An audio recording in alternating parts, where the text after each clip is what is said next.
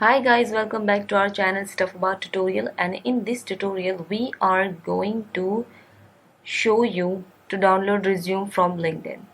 So you have to go on your profile first, then you have to click on this button which is more.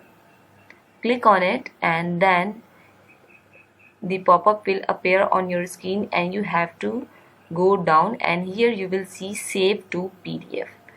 So once you click on this, then your profile will be saved into PDF form as your resume.